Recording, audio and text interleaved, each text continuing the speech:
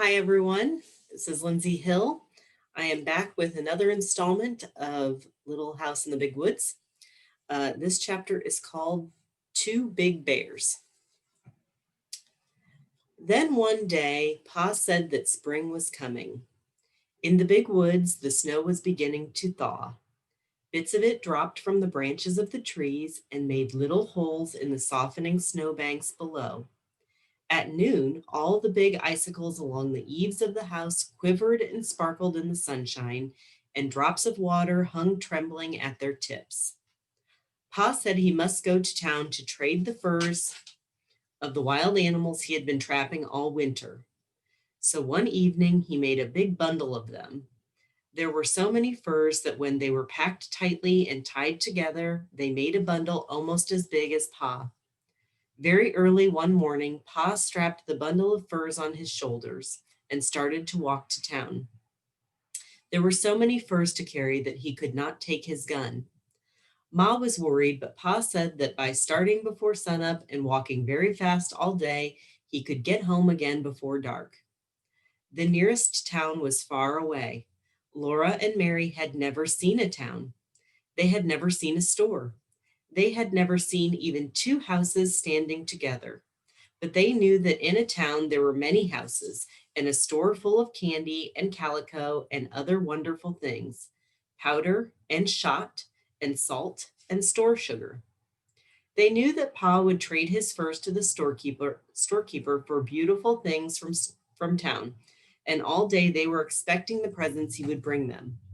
When the sun sank low above the treetops and no more drops fell from the tips of the icicles, they began to watch eagerly for Pa. The sun sank out of sight. The woods grew dark and he did not come. Ma started supper and set the table, but he did not come. It was time to do the chores, and still he had not come. Ma said that Laura might come with her while she milked the cow. Laura could carry the lantern. So Laura put on her coat and Ma buttoned it up.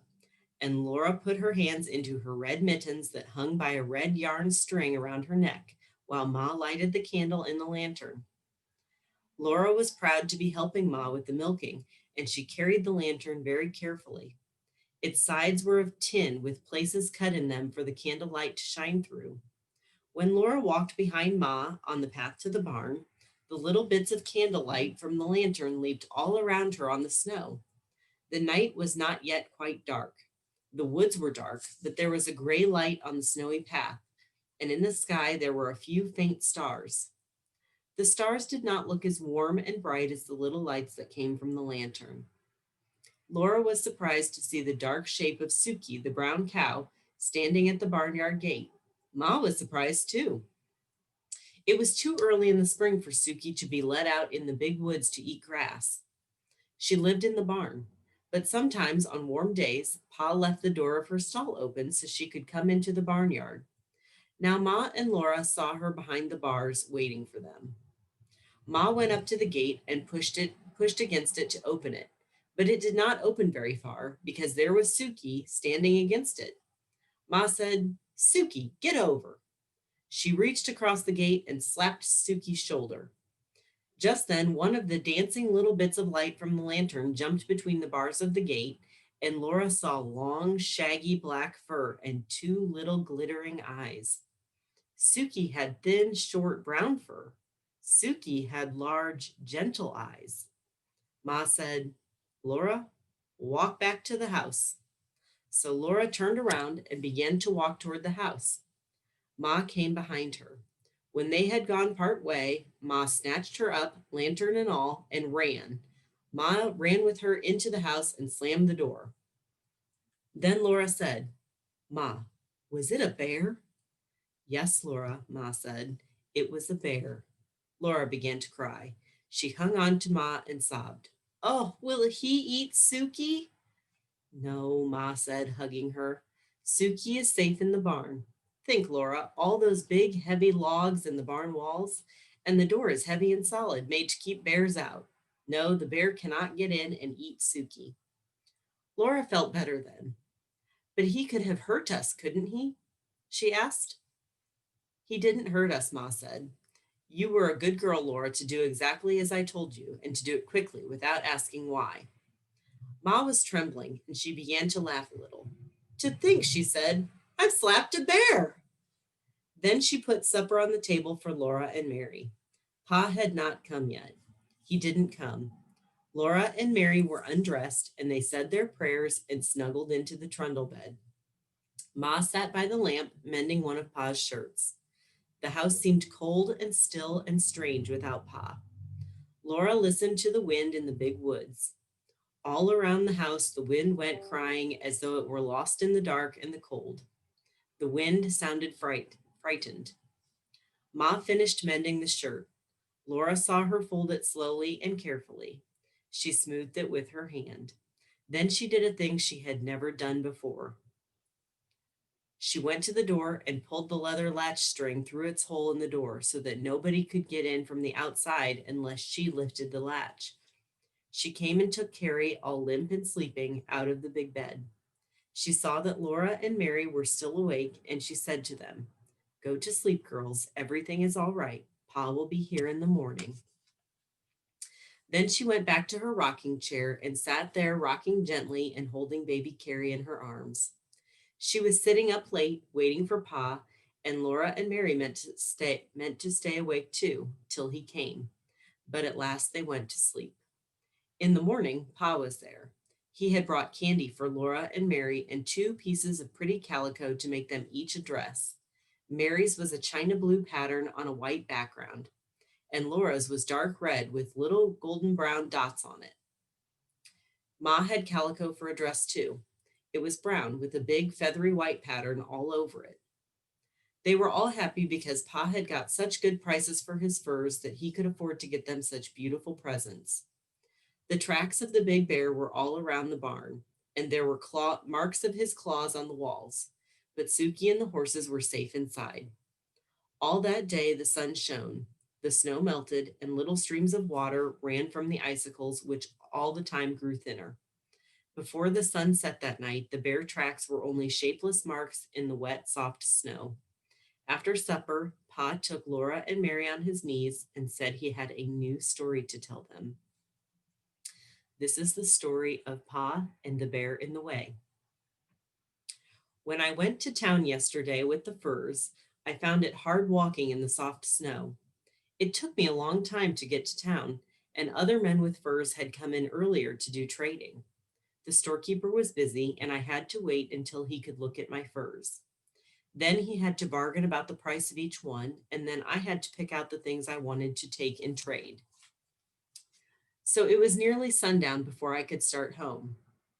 I tried to hurry, but the walking was hard and I was tired, so I had not gone far before night came, and I was alone in the big woods without my gun. There were still 6 miles to walk, and I came along as fast as I could. The night grew darker and darker, and I wished for my gun, because I knew that some of the bears had come out of their winter dens. I had seen their tracks when I went to town in the morning. Bears are hungry and cross at this time of year. You know they have been sleeping in their dens all winter long with nothing to eat, and that makes them thin and angry when they wake up. I did not want to meet one. I hurried along as quick as I could in the dark. By and by, the stars gave a little light. It was still black as pitch where the woods were thick, but in the open places I could see dimly. I could see the snowy road ahead a little way, and I could see the dark woods standing all around me. I was glad when I came into an open place where the stars gave me this faint light. All the time I was watching, as well as I could, for bears. I was listening for the sounds they make when they go carelessly through the bushes. Then I came again into an open place, and there, right in the middle of my road, I saw a big black bear. He was standing up on his hind legs looking at me. I could see his eyes shine. I could see his pig snout. I could even see one of his claws in the starlight. My scalp prickled and my hair stood straight up. I stopped in my tracks and stood still. The bear did not move. There he stood, looking at me. I knew it would do no good to try to go around him. He would follow me into the dark woods where he could see better than I could. I did not want to fight a winter-starved bear in the dark. Oh, how I wished for my gun. I had to pass that bear to get home. I thought if I could scare him, he might get out of the road and let me go by. So I took a deep breath and suddenly I shouted with all my might and ran at him, waving my arms. He didn't move. I did not run very far toward him, I tell you. I stopped and looked at him, and he stood looking at me. Then I shouted again. There he stood. I kept on shouting and waving my arms, but he did not budge. Well, it would do me no good to run away. There were other bears in the woods. I might meet one any time. I might as well deal with this one as with another. Besides, I was coming home to Ma and you girls. I would never get here if I ran away from everything in the woods that scared me.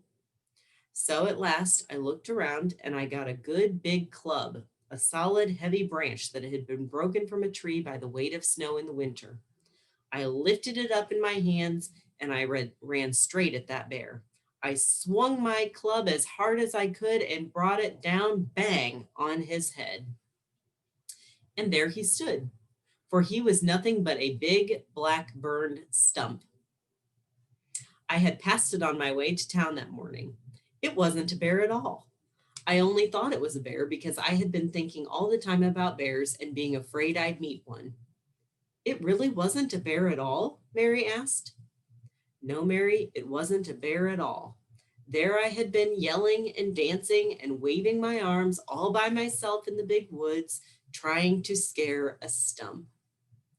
Laura said, ours was really a bear, but we were not scared because we thought it was Suki. Pa did not say anything, but he hugged her tighter. Ooh, that bear might have eaten Ma and me all up, Laura said, snuggling closer to him.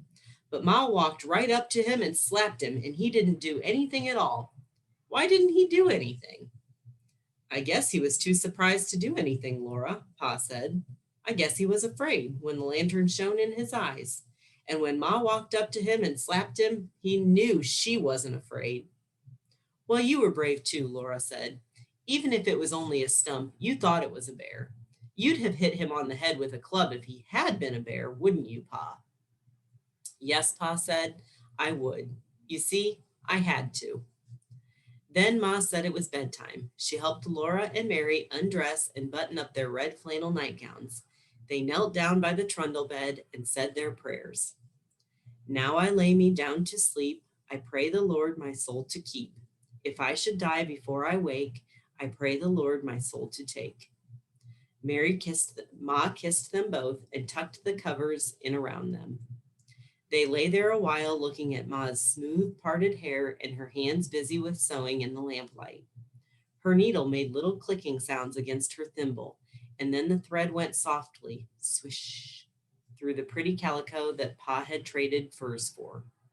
Laura looked at Pa, who was greasing his boots. His mustaches and his hair and his long brown beard were silky in the lamplight, and the colors of his plaid jacket were gay. He whistled cheerfully while he worked, and then he sang. The birds were singing in the morning, and the myrtle and the ivy were in bloom, and the sun o'er the hills was a-dawning. 'Twas then that I laid her in the tomb. It was a warm night. The fire had gone to coals on the hearth, and Pa did not build it up. All around the little house in the big woods, there were little sounds of falling snow, and from the eaves there was the drip, drip of the melting icicles. In just a little while, the trees would be putting out their baby leaves, all rosy and yellow and pale green, and there would be wildflowers and birds in the woods. Then there would be no more stories by the fire at night, but all day long Laura and Mary would run and play among the trees, for it would be spring. That's it for this section. I'll see you in the next one.